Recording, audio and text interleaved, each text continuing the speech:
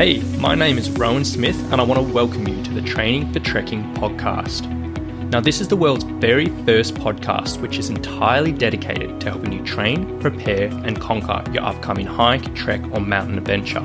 So once a week, I'm going to be giving you quality and practical information on the subjects of physical preparation for trekking, dealing with altitude and nutrition on the trail, so you can know everything you need to be doing to have the best chance of a safe, enjoyable and successful adventure.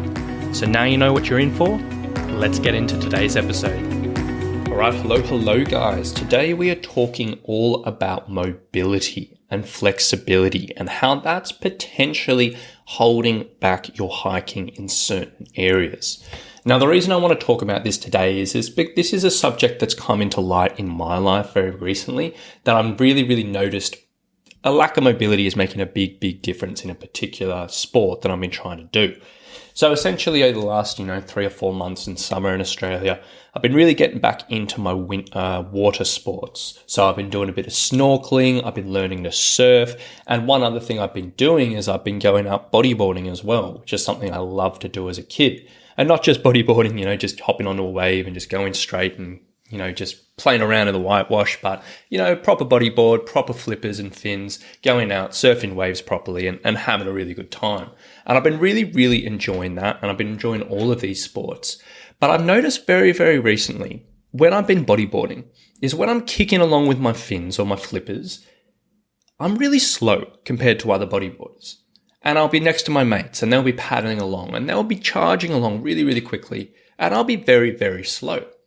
And at first I thought, maybe it might just be I'm a bit heavier than everyone else. I put on a few kilos over lockdown. The guys that I'm with are quite a bit lighter than me. Maybe that's the case.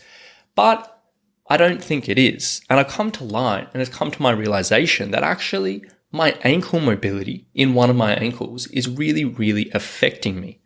Now, what I have the issue of and what I've been aware for a while is with my ankles, particularly my left ankle, I'm really good at doing what's called dorsiflexion. So when I'm pulling my foot up to the knee, because I know that's a really important movement for a lot of work in the gym. I know that's really important for when you're hiking or running. And it's something that I've worked on quite diligently for many years. And I'm quite happy to say that particular flexibility or mobility is really good for me.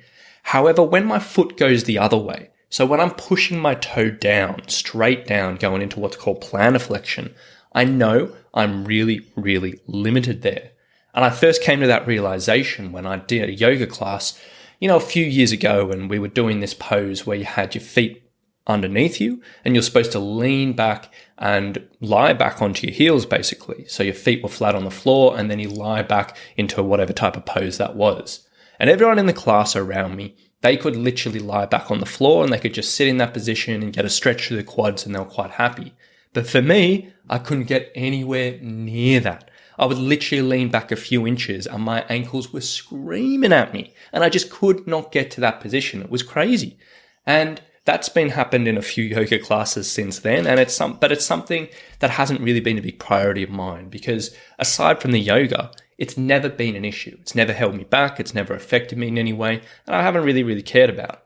But then I've noticed with the bodyboarding is when I'm kicking away with my fins, is my ankle actually can't really get a huge range of motion. Because as fins, you're supposed to go up and down and get quite a bit of propulsion there. And on my right leg, I can do that. But with my left leg, it's really not doing much. And I realized that is what's holding me back in my bodyboarding. And this subject, as much as I'm talking about this particular situation for me, it's incredibly relevant for hikers. Because a lot of hikers do have particular areas of mobility or particular areas of flexibility which are holding them back on the trail. Now, we can take this beyond, like what we usually talk about in regards to mobility is certain mobility is good for preventing injury and preventing pain in the sense that, if you have knee pain and if you can work on your ankle mobility and work on your hip mobility, likely that will help you. And certain mobility training can be good for injury and pain prevention. And then having generally good mobility can be good for movement efficiency, meaning just the way you walk, the way you go along the trail, it can be a little bit more efficient as long as you have enough mobility in certain joints. And they're more or less general topics, and we talked about them for a little, quite a few times.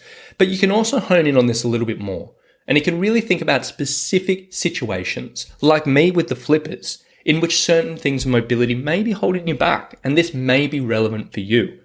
Now, for example, ankle mobility. So I was talking about that dorsiflexion before, so pulling your toe up to your knee. If you don't happen to have enough dorsiflexion when you're on the trail, that could really significantly affect you when you're going up steep inclines.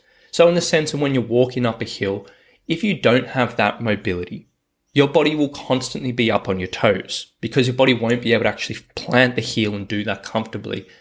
And so you'll be up on your toes and you'll be hiking. And for day to day, that's probably not a big deal. But if you're on the trail and you're doing an extended ascent, that's going to be tough because your calves are going to get super, super tired. They're going to fatigue, they're going to burn out, and that's not going to be a good thing.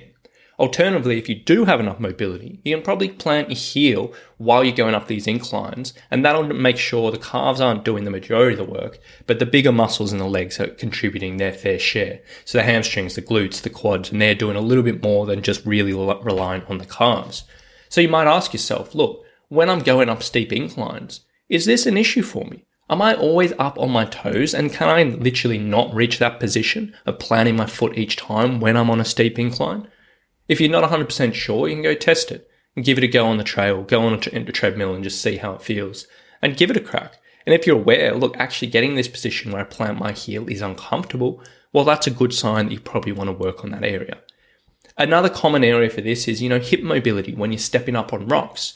So basically, if you're on the trail and you're doing a big step up, so it's not just a little, half step, not going up a steep incline, but you're actually taking a significant step up, and your leg literally just cannot go super, super high, like in a straight line up, and you can't raise your knee. And then you have to do some weird thing where you sit on the rock and shimmy yourself up or go into weird angles, whatever it may be. But if you just can't comfortably step onto a higher step, more than likely there's going to be some restrictions in your hip. And working on a little bit of mobility in that area is probably going to pay off big when it comes to your time on the trail and making you a bit more comfortable. Another situation is your adductor or your groin mobility, in the sense that if you are, aware when you're doing traverses, or if you're stepping up like laterally onto a rock and you're doing, weird angle stepping up, and you really do struggle actually getting your leg up again into positions, and you feel like a bit of a tug on the inside of the leg, that might be a sign that you need to work on your adductor mobility. And putting a bit of focus into that may be very effective for your comfort and your performance when you're on the trail. So I want you to have a think about this next time when you're on the trail. Maybe not on an easy track, it may not be super applicable, but next time you're on a bit of a rough section, and just think, how is this going for me? How am I scrambling up these rocks? How am I going up this steep hill? How am I going along this, this dodgy terrain? Is there something that's tugging and pulling, in my muscles? Or are there weird movements that I'm doing which don't feel so graceful or so natural? And have a think about that. And if you can identify those areas, really hone into your body and say, what feels tight? What is tugging on me? What is holding me back from this position that I want to do? And then that may unlock a few answers for you.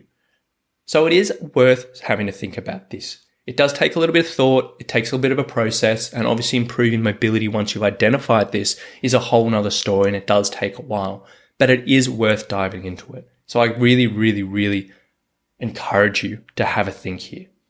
Now, if you are struggling with this, and if you sort of gone on the trail and you feel like, look, I've identified this area, I know this is tight, but I have no idea how to test and see if it is actually worth working on. And number two, if it's something, what exercises I can do to loosen it up. If you do need some extra help there, I would absolutely love for you to come and join the Training for Hiking and Trekking Facebook group. Now, inside there, I'm always happy to share extra exercises, videos, give you extra advice, extra insight around certain subjects that we talk about on this podcast.